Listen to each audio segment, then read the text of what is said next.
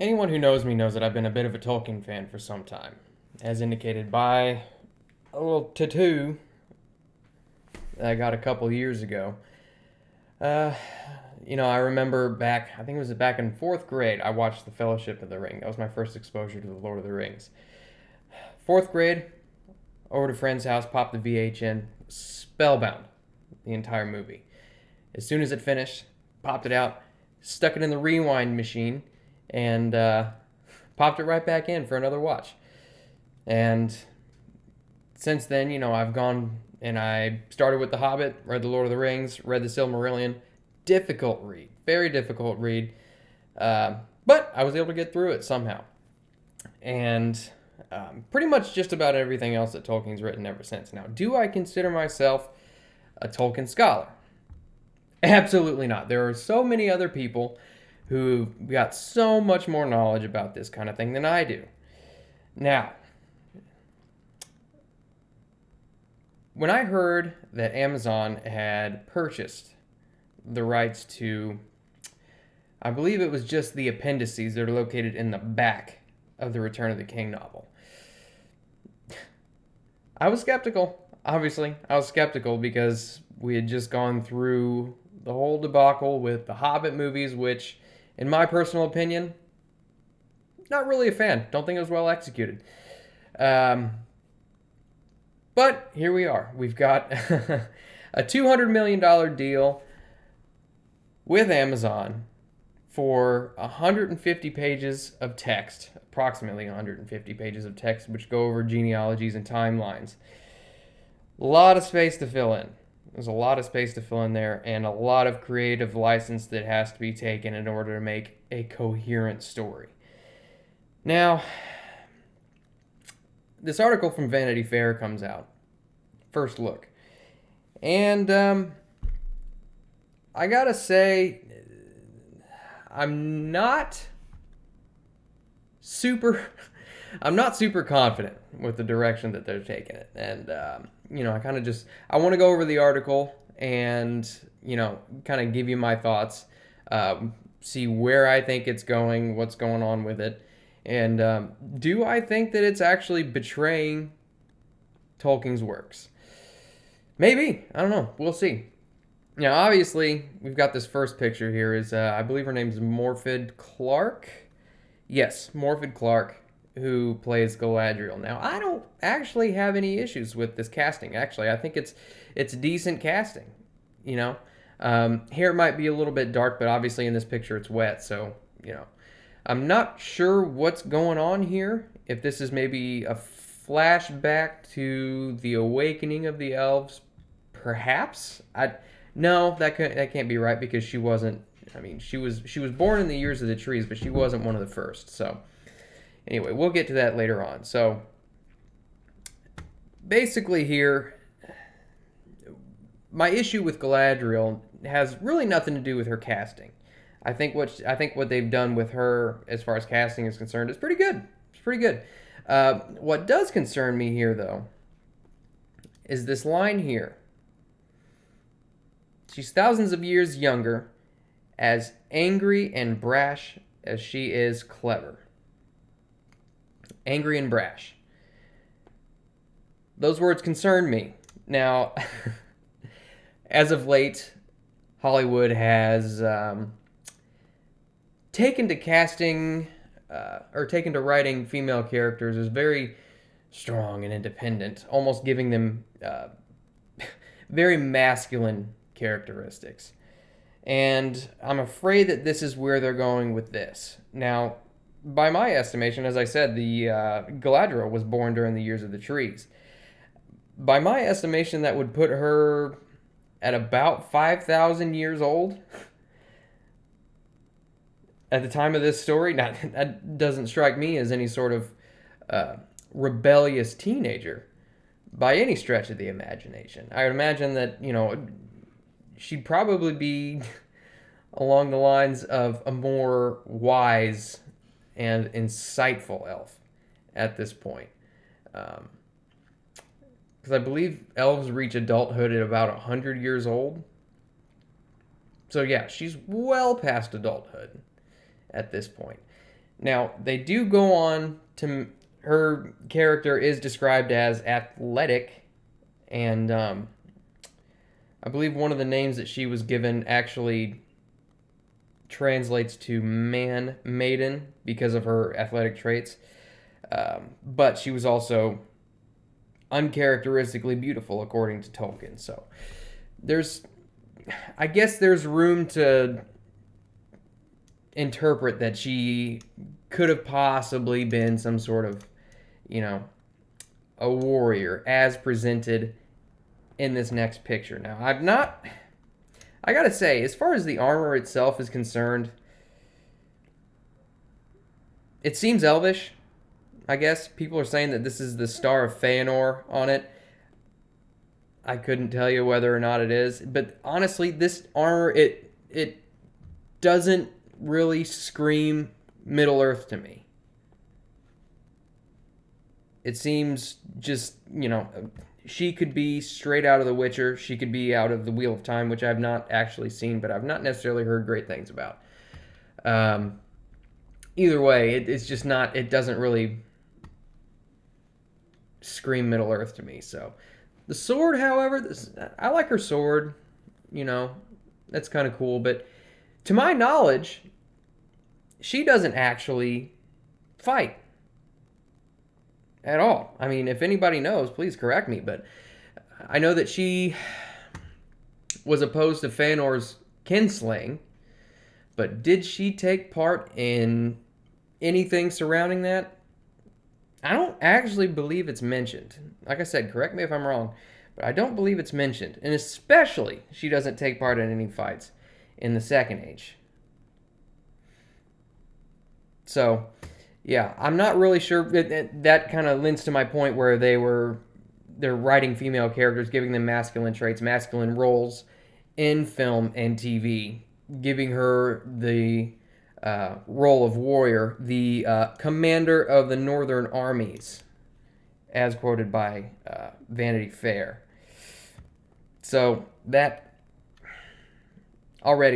sending off red flags to me. It doesn't feel like they're really adhering to any sort of Tolkien-esque themes or anything. Now, I'll kind of move on because there's a lot that I kind of want to get to, and I don't really want to drag this on for too long. So next up, we've got these three pictures here. I like this. I think this is Durin the Fourth. That's good casting, and I like the makeup. I like pretty much everything about it. The only thing that's odd to me is that they went with Durin the Fourth. According to the lore, according to Tolkien, Durin the Third would have been king of Khazad-dûm at this point. Celebrimbor actually sent one of the Dwarven Rings of Power to Durin the Third. So why they decided to go with the fourth is a mystery to me. I don't know. That perhaps it's a typo. Probably not, because I believe they mention it several times in this. So that's all right. That's fine. Disa. Now, I will say I don't really have much of an issue with the casting, but I'm really going to have to suspend my disbelief quite a bit here, unless they can really explain it away, because as far as I know, I mean, dwarves of color, so to speak, didn't necessarily exist. They lived underground. This point's been made several times, and I'm not going to be the first one to make that point, but I'll reiterate it. Dwarves lived underground and had no need for any additional melanin in their skin. Now, the only thing that I can think of, perhaps she's from one of the clans that maybe she came from the east. Now, if we look here, Orokarni, I believe, I'm not even going to pretend that I'm pronouncing that correctly. Maybe I am. But this is over in Rune, and this is where the dwarves first awoke. Now, for the most part, they all traveled westward and settled in the Misty Mountains, the Grey Mountains, all that good stuff. perhaps there's a clan that remained in these mountains, and that's where she is from. Perhaps. But I'm just not sure that would really make any difference as far as her skin color. For body type, bone structure, all that stuff, I think it's great. I mean, she's got a dwarven, she's got a figure that reminds me of a dwarf. I think it's decent. Her jaw, her bone structure, her jaw's good. Everything's good. It's just that, yeah, the skin color, it just doesn't make any sense to me. And a lot of people are saying that are having issues that she doesn't have a beard. If you look close in this picture, she's got a bit of a mutton chop thing going on down along the jawline. So I suppose that's all right. Now, here later on in the article, it's talking about how she is Sophia Nomvidi, I think is her name. Yeah, Sophia Nomvidi plays the first dwarf of color. Correct, sure. But she also plays the first female dwarf, and that is incorrect, Vanity Fair. That is incorrect because there was actually a female dwarf in the Hobbit trilogy. So get your facts straight on that. The costume is odd. She's got tortilla chips going up and down here made out of gold. I just I've seen many comparisons to these of Doritos, and she got Dorito dust all over her fingers and all in her hair. That's about as apt a comparison as I as has been made so far. But yeah, as far as this character specifically, a lot of belief is going to have to be suspended. Or disbelief, whatever. Arondir. Again, really, why? I don't necessarily have an issue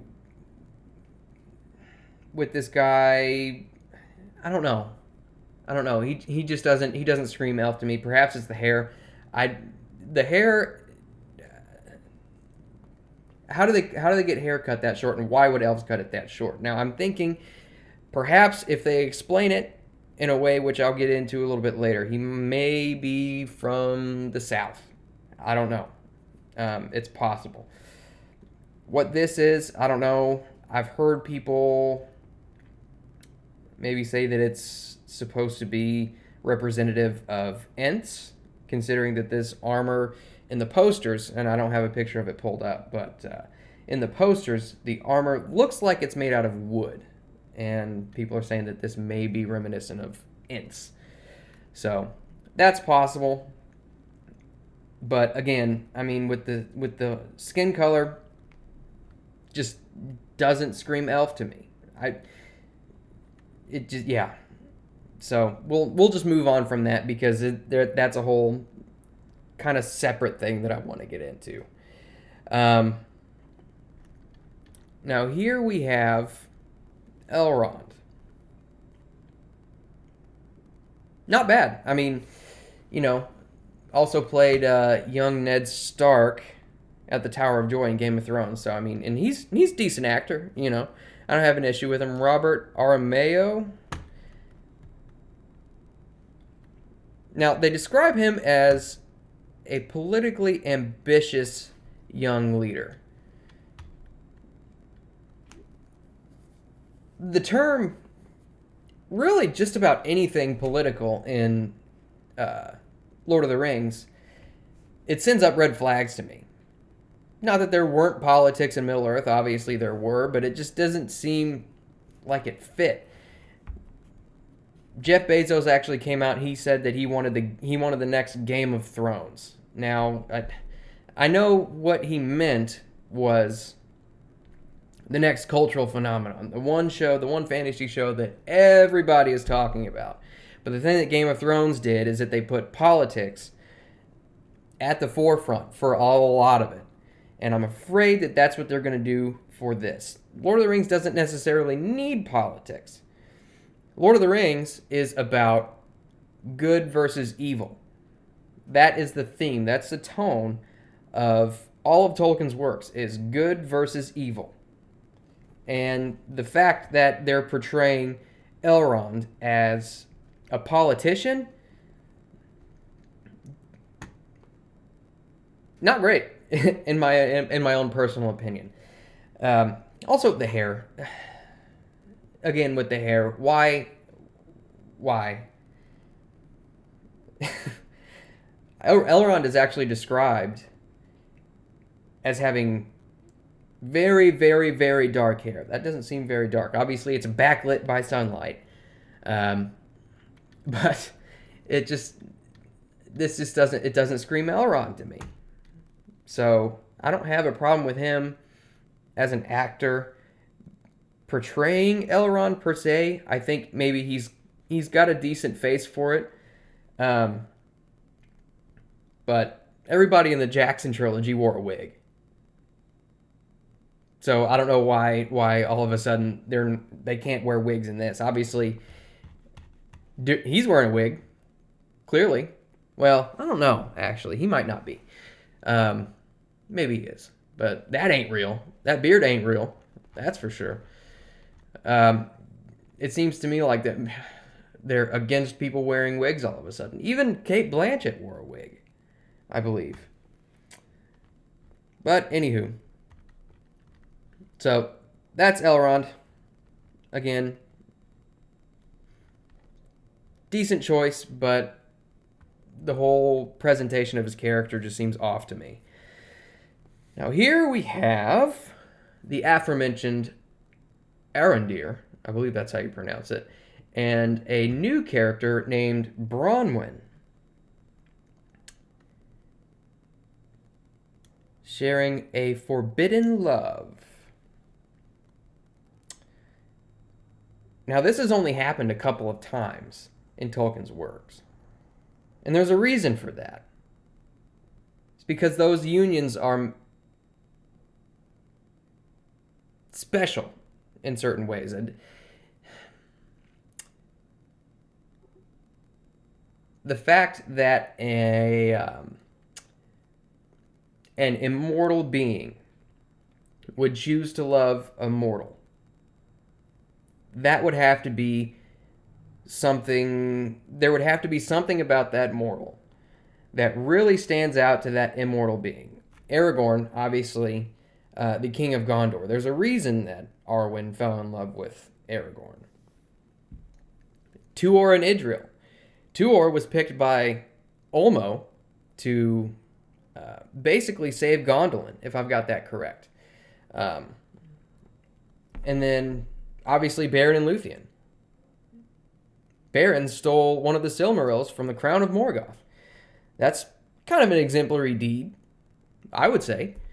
It seems ham-fisted. What is it about her? Obviously, we don't know anything about her character just yet. There's a few aspects that we know about her. But what is it about her that would get this immortal, this elf, to fall in love with her? I'm honestly don't know. Maybe we'll find out. Now, to a point that I had made earlier, Arondir may be from the south, which may explain his skin color in a way. Now, this village name, Tir Harad, I would assume that is from the southern country of Harad. And this area, maybe, I mean, I guess you could say that look, it doesn't really look like Harad to me, but then again, who of us has actually seen Harad depicted or described? That's not really a focal point of any of Tolkien's works. So, I don't know. Yeah, it seems a bit ham-fisted, but we'll go with it for now until we know more. this, I'm not really sure what to think about this. Are they going to put these two together in the show? Perhaps. I mean, the look that they're giving each other, it doesn't necessarily suggest that they'll actually be together. I would hope that they would have enough respect for the lore to know that neither of them marry each other. Now, I haven't heard any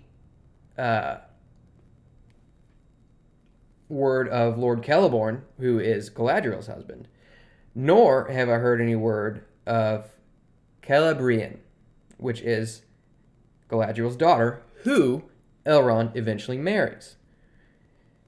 So perhaps this is something where they've been separated for a long time and they're finally being reunited. In fact, yeah, it says that they're reunited in this picture. So I'm guessing that is just, it's a friendship thing. Now this up here reminds me of the symbol that was on her armor. I don't know what it means. Like I said before, people are saying that might be the Star of Feanor, but I don't know. We'll see. I like the scenery around it. Looks decent. It looks like an elvish. I don't know what you'd call it. It looks elvish. It looks like an elven wood. So that's good. Costumes. Okay. I mean, I don't know. It's nothing to write home about, I don't think. Okay. So here we've got Bronwyn again. Now the thing that stands out to me is she's a single mother and a healer. More the single mother thing than anything. Why is she a single mother? And this is kind of one thing that I wanted to get into, is that they've actually want to represent certain present day issues in this iteration of The Lord of the Rings.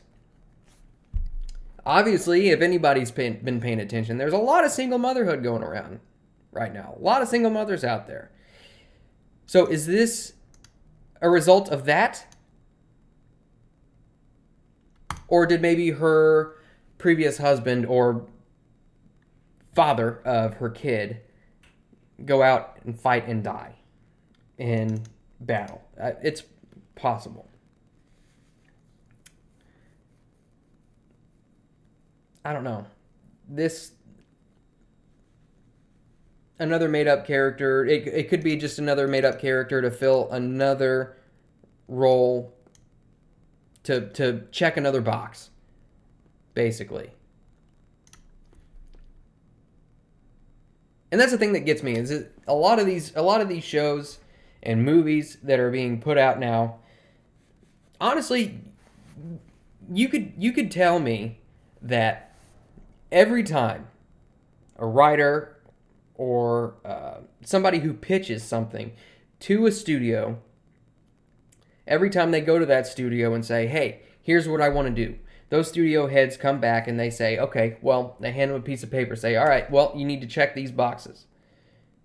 You need to fill this role, this role, this role. You need a disabled person. You need someone who fits into the alphabet community, LGBTQ, AAIP+. You need a black person. And, so on and so forth. Obviously, single mothers happen. It's just, the question is why? Why is this happening? Now, I'm not going to pass too much judgment. I'm sure she's a fine actress. But, again, with everything that we've seen so far come out of Hollywood and all these different shows, I am skeptical of the motivations of just about any decisions that are made that are deviant from the source material. This is definitely included in that. It could be that Amazon, the writers of the show, want to display the hardships of a single mother living in the Southlands of Middle-earth. Okay? What does that have to do with the story? And why would you make up a character for this? It doesn't really make sense to me.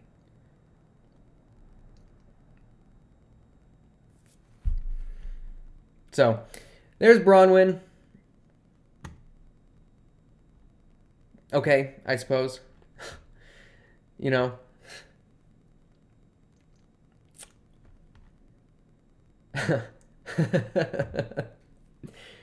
What the fuck is this?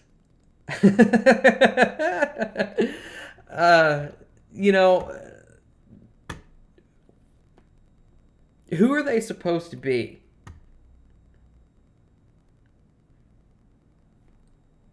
Anybody that's seen the posters and actually has been kind of like keeping up Fellowship of Fans on YouTube, which is a good channel. Check them out if you haven't. But they actually got some confirmation on who a lot of the characters, I don't think it was all of them, but on who a lot of the characters from the posters actually are. One of them being someone known as Meteor Man. Whatever the hell that's supposed to mean. But the poster, the clothes resemble this. They also confirmed, Fellowship of Fans also confirmed, that Meteor Man is found by hobbits. So it makes me wonder, are these hobbits? It's possible. It's possible. I mean, these antlers, which I would assume are moose antlers. I'm not a hunter, so I'm honestly, I don't know. That would explain why they're so freaking gigantic. I mean, the whole aspect of this just looks ridiculous to me. That it seems out of place. Again, why?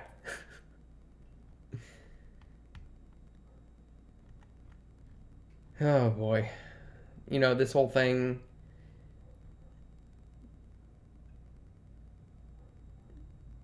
the whole situation with this is confusing. Again, I don't have anything to say about this guy. He plays Hallbrand is the character's name, Charlie Wickers. Yeah, I don't really have a whole lot to say about him. I mean, I have no idea where he's from. The first picture actually depicts... Where is it at? It's not the first picture. Here it is. That's Hallbrand right there. On a raft with Galadriel. What are they doing together? I don't know. They're on this quote here says that they're in dire circumstances. I think somewhere else in the article it mentions that she's in the Sundering Seas, and I imagine that's what this is supposed to depict. Why are they there together? I don't know. Again, another made-up character. For what reason? Beyond me. So, I don't know. I don't really have much to say about him because there's really no context. I mean, I would imagine... I'm curious if this armor back here may be Rohirrim in nature, perhaps. I don't know. I'm not sure. I would imagine that this guy's from Eregion, given that Galadriel rules over Lindon. So I don't know. Again, he looks like a blacksmith, but there's really not a whole lot of context to this. So I don't know. We'll just have to see. Now, one thing that I do want to point out, it mentions it somewhere in here, but we all know Maxim Baldry is playing Isildur. Why they didn't go over any of his character in this is beyond me.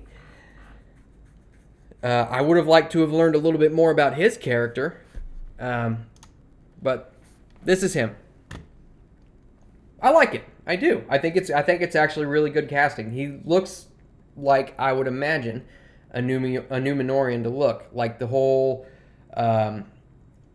olive skin, almost like Greek in nature.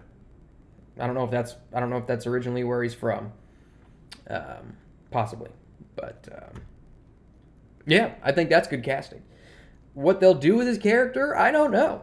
They could royally fuck his character, like it seems like they're doing with a lot of them. But I don't know. I just like the casting. That's all I know. Now, they said in here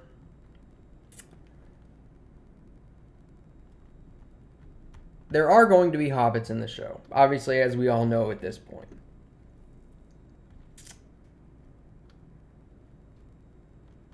However, somewhere in the article, it says, oh, here it is. Another concern. Is the series going to put hobbits in the Second Age? In short, so to speak, yes and no. So, it is slightly comforting to know that hobbits aren't going to be a focal point in this show. Thank God, because there's no mention of them in the text. They weren't actually discovered until the Third Age. So why they would feel the need to put them in the show in the first place is beyond me. But really, does it feel like Middle-earth if you don't have hobbits or something like hobbits in it? Well, here's the thing. If you make it Middle-earth, it'll feel like Middle-earth. Why you feel like you have to ham-fist things you have to just shove these things in that aren't in the original text to get it to feel like something familiar, it doesn't work like that way. It feels forced. And nobody likes to be force-fed different things. All this fan service, I promise you this, it is going to be a detriment to this show.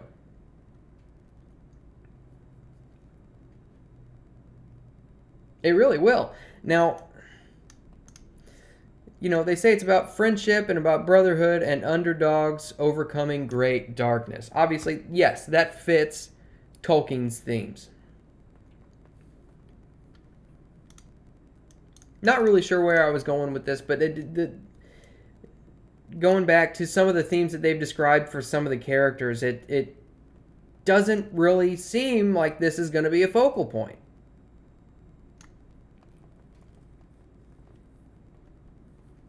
Perhaps. Now, maybe the hobbits are only in the Second Age to find the aforementioned Meteor Man. Who is this Meteor Man? There's been some speculation that it's Sauron. Perhaps. Why they decided to put him in a meteor and smash him to the ground, I don't know. It's interesting creative choice, but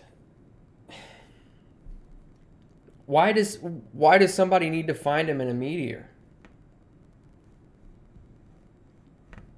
I really am not aware of any text that mentions really any sort of meteor outside of one instance where they make a sword, Gurthang specifically, out of a meteor.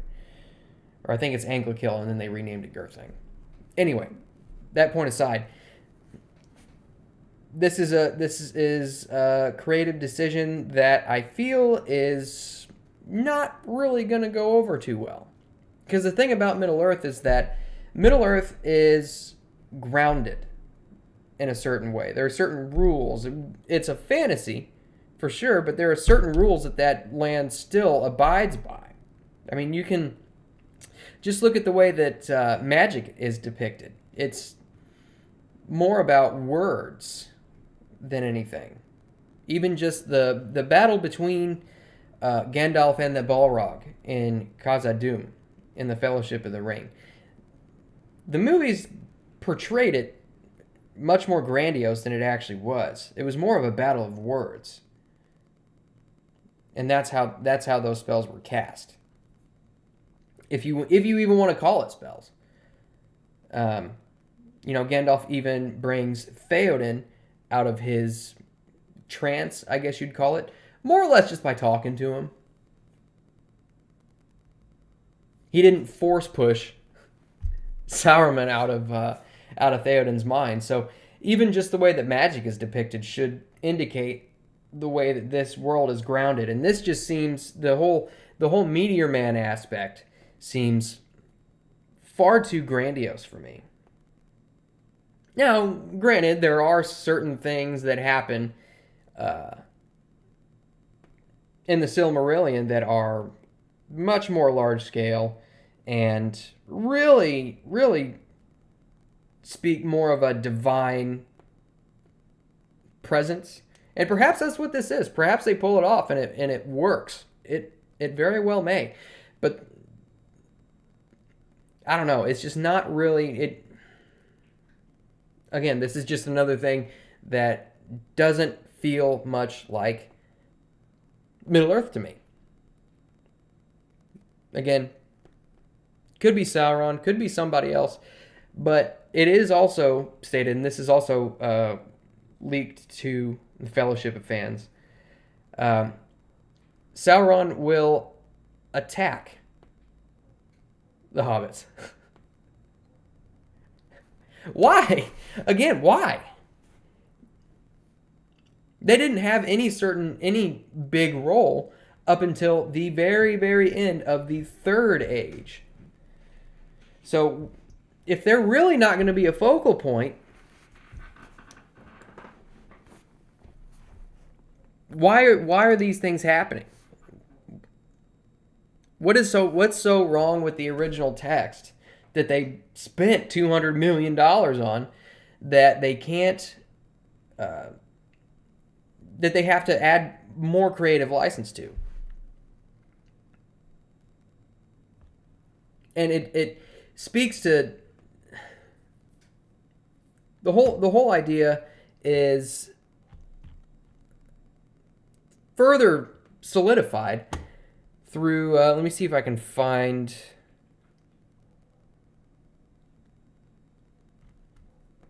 where this is at, because there's a section of this article which mentions Tom Shippey. Here it is.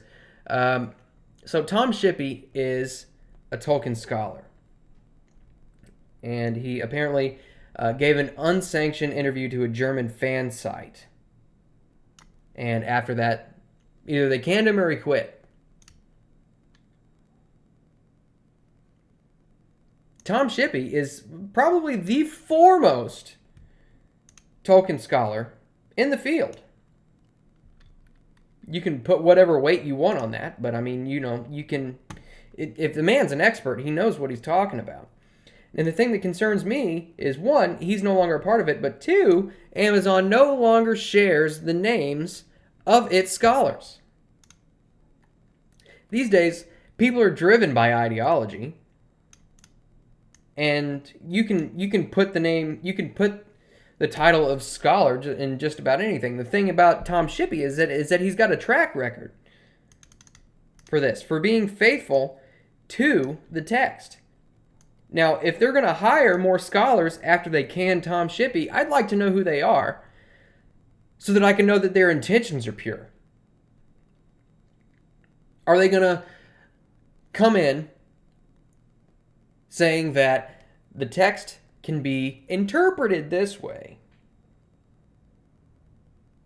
Of course, the text says that elves are typically described as fair skin and of fair hair, but, I mean, they're from all over the world. Who's to say that there aren't black elves?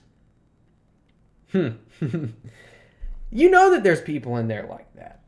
You know it, and that's got to be part of the reason why they're not sharing this, because they know that they're getting backlash from this. And in fact, they even go on to mention it. They go on to mention that they've gotten trolls, and not the good kind, the kind that we want to see in this. When Amazon released photos of its multicultural cast, even without character names or plot details, the studio endured a reflexive attack from trolls, the anonymous online kind.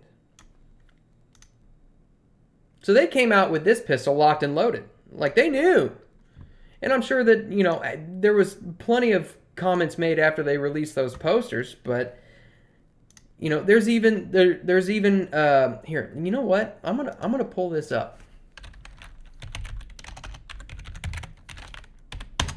because these sites, they have these types of articles ready to go. Let's see if I can find it here. Maybe they deleted it. But one of the most egregious articles I've seen. Oh man, I don't know. Maybe they got rid of it or maybe it's too far back.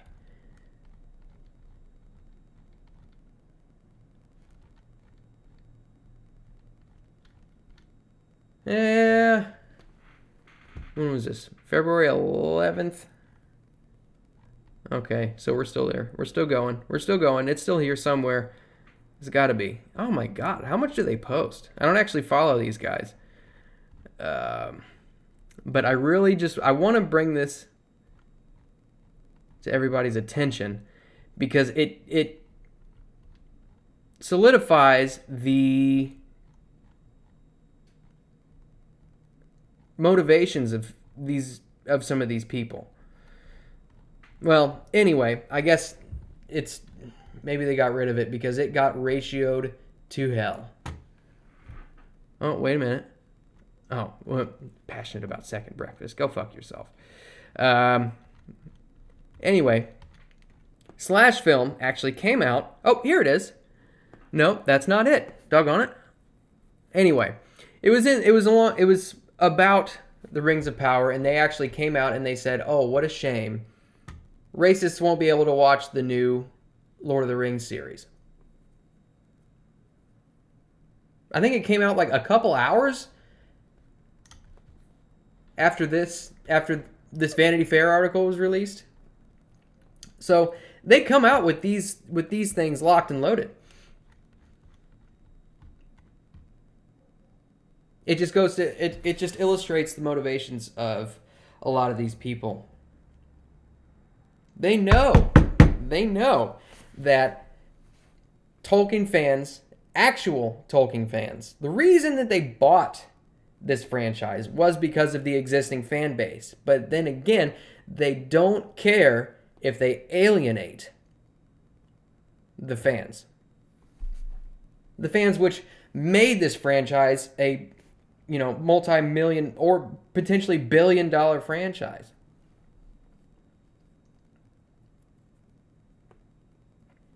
And it makes me wonder, the reason that they have this article only goes over, for the most part, made up characters, save for Galadriel and Elrond,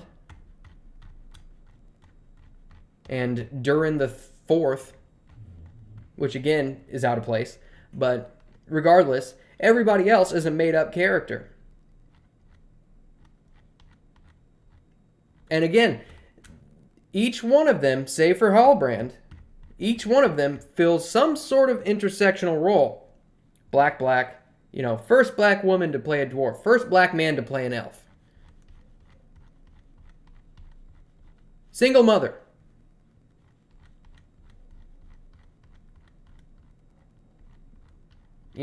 This dude's probably got a fucking club foot or something. Anyway, yeah, all of this, and I'm kind of getting off the reservation here at this point, but everything, just about everything about this, what we've seen so far, doesn't bode well for the show, in my opinion. And honestly, at this point, would I say that they've betrayed the text of Tolkien?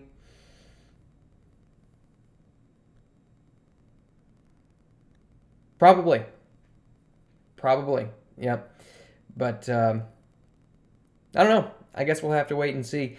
The trailer for this show comes out tomorrow during the Super Bowl.